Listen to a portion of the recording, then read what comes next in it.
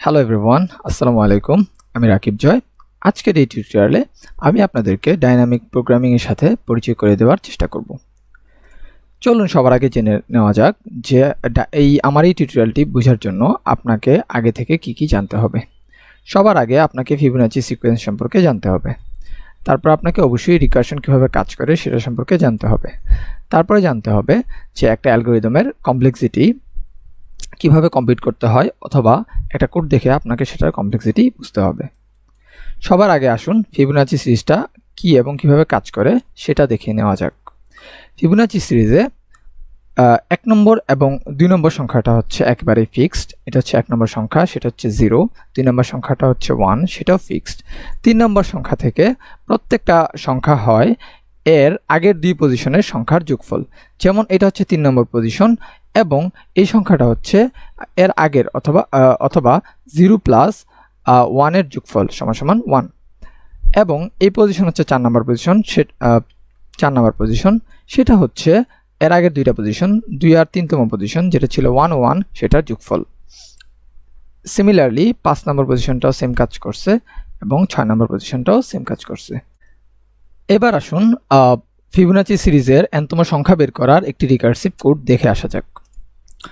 আমরা দেখতে পাচ্ছি এখানে একটি ফাংশন লেখা হয়েছে যার নাম হচ্ছে fib এবং সেটা প্যারামিটার হিসেবে নেয় n। আমরা এইভাবে এটাকে ব্যাখ্যা করতে পারি যে এখানে n নেওয়ার পর সে আমাকে রিটার্ন করবে যে nতম ফিবোনাচি নাম্বারটা আসলে কি। এখানে আমরা প্রথমে 2টা বেস কেস দেখতে পাচ্ছি, যেখানে আমরা জানি যে 1তম ফিবোনাচি নাম্বার এবং 2তম ফিবোনাচি নাম্বার ছিল ফিক্সড। 1তম ফিবোনাচি নাম্বারের ভ্যালু হচ্ছে 0 এবং 2তম ফিবোনাচি নাম্বারের ভ্যালু হচ্ছে 1। তারপরে যদি অন্য কোনো সংখ্যা হয় তাহলে সে রিটার্ন করবে n-1তম ফিবোনাচি সংখ্যা এবং n-2তম ফিবোনাচি সংখ্যার যোগফল। এবার চলুন দেখে নেওয়া যাক যে এই কোডটা কিভাবে কাজ করবে। ধরা যাক যে আমরা fib ফাংশনটাকে 5 দিয়ে কল দিছি, তাহলে সবার প্রথমে 5 এর কল যাবে। 5 কি করবে? 5 হচ্ছে fib of 4 কে কল দিবে এবং fib of 3 কে কল দিবে এবং তাদের থেকে প্রাপ্ত যে রিটার্ন ভ্যালুগুলো থাকবে তাদের যোগফল সে রিটার্ন করবে। সিমিলারলি 4 হচ্ছে 3 কে কল দিবে এবং 2 কে কল দিবে এবং তাদের যোগফলকে রিটার্ন করবে। সিমিলারলি 3 হচ্ছে 2 কে কল দিবে এবং 1 কে কল দিয়ে তাদের যোগফল রিটার্ন করবে। সিমিলারলি 3 হচ্ছে 2 কে কল দিবে এবং 1 কে কল দিবে এবং তাদের যোগফলকে রিটার্ন করবে। এইখানে 1 আর 2 কলগুলো ছিল হচ্ছে বেস কেস, সো এগুলা আর কোনো ফাংশনকে কল দিবে না, এগুলা সরাসরি আমাকে ভ্যালু রিটার্ন করে দিবে। এখানে দেখা যাক যে এই ভ্যালুগুলো কিভাবে রিটার্ন হয় এবং আমার রেজাল্টটা কিভাবে জেনারেট হয়। এইখানে fib of 2 এর মান আমরা জানি 1, সো এটা সরাসরি 1 রিটার্ন করে দিবে এবং এইখানে আমরা জানি যে fib of 1 এর মান হচ্ছে 0, সো এটা 0 রিটার্ন করে দিবে। সো এখানে 3 হচ্ছে রিটার্ন করবে 1 + 0 সমান 1। এখানে fib of 2 সরাসরি 1 রিটার্ন করে দিবে, সো fib of 4 রিটার্ন করবে 1 + 1 সমান 2। এইখানে fib of 3 এর ক্ষেত্রে fib of 2 রিটার্ন করবে 1 এবং fib of 1 রিটার্ন করবে 0, সো fib of 3 রিটার্ন করবে হচ্ছে 1 + 0 সমান 1। এখানে fib of 5 রিটার্ন করবে 2 + 1 সমান 3, যেটি হচ্ছে আমার রেজাল্ট। এখন কথা হচ্ছে এই কোডের কমপ্লেক্সিটি কত। যারা কমপ্লেক্সিটি হালকা পাতলা বুঝেন তারা অবশ্যই বলতে পারবেন যে এই কোডের কমপ্লেক্সিটি হচ্ছে O of 2 to the power n। কারণ আমরা যদি এই কোডটা একটু লক্ষ্য করি, এখানে আমরা দেখতে পাবো প্রত্যেকটা n এর জন্য ফাংশনটা 2বার করে কল হচ্ছে। সো এখন আমরা দেখব যে ডাইনামিক প্রোগ্রামিং টেকনিক ইউজ করে কিভাবে এই কোডের কমপ্লেক্সিটি O of n এ নামিয়ে আনা যায়, যেটা হচ্ছে একটা হিউজ অপটিমাইজেশন। এখানে একটা জিনিস জাস্ট লক্ষ্য করে রাখেন যে এইখানে fib of 3 2বার কল হয়েছে, তাই না? এবং fib of 2 অনেকবার কল হয়েছে, তারপরে fib of 1 অনেকবার কল হয়েছে। সো এই কলগুলো রিডিউস করে আমি ডাইনামিক প্রোগ্রামিং টেকনিক ইউজ করে এই কোডের complexity O of 2 to the power n থেকে O of n এ নামিয়ে আনার চেষ্টা করব। ডাইনামিক প্রোগ্রামিংকে আমরা মোটামুটি 2টা রুল দিয়ে সিম্পলিফাই করতে পারি। সবার প্রথম রুল হচ্ছে আমরা যেই কাজটাই করব না কেন সেই কাজের রেজাল্টটাকে সবসময় সেভ রেখে দিব। দ্বিতীয় রুল হচ্ছে যে আমরা এক কাজ কখনোই 2বার করব না। এখন চলুন ডাইনামিক প্রোগ্রামিং ইউজ করে আমরা আগের সেম কাজটাই আবার নতুন করে করার চেষ্টা করি। ধরা যাক আমরা এই ফাংশনকে 6 দ্বারা কল করছি।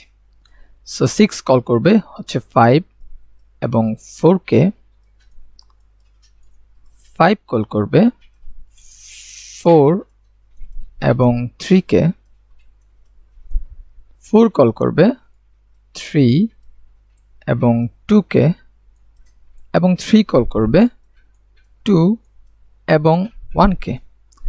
আমরা জানি 2 এবং 1 ছিল বেস কেস, সো 2 রিটার্ন করে দিবে 1, 1 রিটার্ন করে দিবে 0, এবং 3 এর রেজাল্ট হবে 1 + 0 = 1। এবং আমরা বলেছিলাম যে আমরা ডাইনামিক প্রোগ্রামিং অনুসারে যে কোনো একটা রেজাল্ট ক্যালকুলেট করার পর সেটা সেভ করে রেখে দিব। সো আমরা 3 এর ভ্যালু সেভ করে রেখে দিলাম। এবার আসি 4 এর ফাংশন কলে। 4 কল করছিল হচ্ছে 3 এবং 2, সে 3 এর রেজাল্ট পেয়ে গেছে এবং 2 হচ্ছে একটা বেস কেস, সো 2 এর রেজাল্ট হবে 1। সো 4 এর রিটার্ন ভ্যালু হবে 1 + 1 = 2, এবং আমরা বলেছিলাম যে আমরা সেভ করে রাখবো, সো আমরা 4 এর ভ্যালু সেভ করে রাখলাম। এবার আসি 5 এর ফাংশন কলে। 5 কল করছিল হচ্ছে 4 এবং 3 কে। এখন আগের কোড অনুসারে 3 হচ্ছে 2 আর 1 কে কল করতো, তারপরে হচ্ছে আমাকে রেজাল্ট দিত, কিন্তু আমরা 3 এর ভ্যালু একবার ক্যালকুলেট করছি এবং সেভ করে রাখছি। এখন আমরা সেই সেভ করা রেজাল্টটাকে ইউজ করব। সো 3 সরাসরি রিটার্ন করে দিবে হচ্ছে আগের ভ্যালুটা, আগের ক্যালকুলেট করা ভ্যালুটা, সেটা হচ্ছে 1। সো 5 এর ক্ষেত্রে রিটার্ন ভ্যালু হবে 2 + 1 = 3, এবং সিমিলারলি 5 এর ভ্যালুটাও আমরা স্টোর করে রেখে দিব। এইবার আসি হচ্ছে 6 এর কলে। 6 হচ্ছে 5 আর 4 এর উপরে নির্ভরশীল ছিল, 5 এর ভ্যালু সে পেয়ে গেছে, এবং 4 এর ভ্যালুর ক্ষেত্রেও আমাদের আগের কোড অনুসারে অনেকগুলো ফাংশন কল করে আবার নতুন করে ক্যালকুলেট করা লাগতো, কিন্তু আমরা একবার 4 এর ভ্যালু ক্যালকুলেট করছি এবং সেটা সেভ করে রাখছি। সো আমরা আগের সেভ করা ভ্যালু অনুসারে সরাসরি রিটার্ন করে দিতে পারি হচ্ছে 2, এবং 6 এর ক্ষেত্রে রিটার্ন ভ্যালুটা হবে 3 + 2 = 5, যেটা হচ্ছে আমাদের আনসার। এইখানে দেখার বিষয় হচ্ছে এখানে 4 এর ক্ষেত্রে আমাদের 3, 2 এরকম আরও অনেকগুলো কল করা লাগতো, 3 এর ক্ষেত্রে অনেকগুলো কল করা লাগতো, কিন্তু ডাইনামিক প্রোগ্রামিং ইউজ করে আগে থেকে সেভ করে সেই রেজাল্টটা ইউজ করার মাধ্যমে আমরা অনেকগুলা কল রিডিউস করতে পারছি। এবার চলুন আমাদের কোডটাকে এফিশিয়েন্ট বানানোর চেষ্টা করা যাক। আমরা বলেছিলাম যে আমরা যখনই কোনো একটা রেজাল্ট ক্যালকুলেট করব সেটাকে সেভ রাখবো। সেটাকে সেভ রাখার জন্য আমরা একটা অ্যারে ইউজ করব, যেটার নাম দিব হচ্ছে ডিপি। আমরা ধরে নিলাম এটা সাইজ হচ্ছে 100, এবং ইনিশিয়ালি আমরা হচ্ছে এটার প্রত্যেকটা ইন্ডেক্সের মান মেমসেট ইউজ করে -1 করে দিব। আপনারা কোডটা একটু সামনে আগালেই বুঝতে পারবেন যে আমরা কেন এটার প্রত্যেকটা ইন্ডেক্সের মান -1 করে দিলাম। এবার হচ্ছে রেজাল্ট সেভের পালা। আমরা বলেছিলাম যে আমরা যখনই কোনো একটা রেজাল্ট ক্যালকুলেট করব সেটাকে সেভ রাখবো। সো আমরা ডিপি এর যে ডিপি অ্যারে আছে সেটার nতম ইন্ডেক্সে সেভ রাখবো হচ্ছে nতম ফিবোনাচি সিরিজের নাম্বারটা।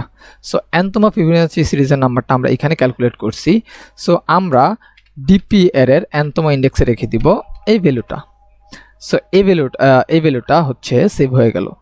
এবার হচ্ছে আমাদের সেভ করা ভ্যালুটা ইউজ করার পালা।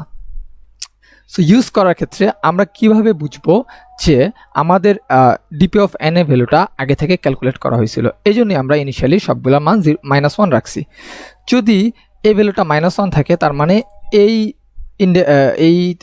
nতম ফিবোনাচি নাম্বারটা কখনো ক্যালকুলেট করা হয় নাই।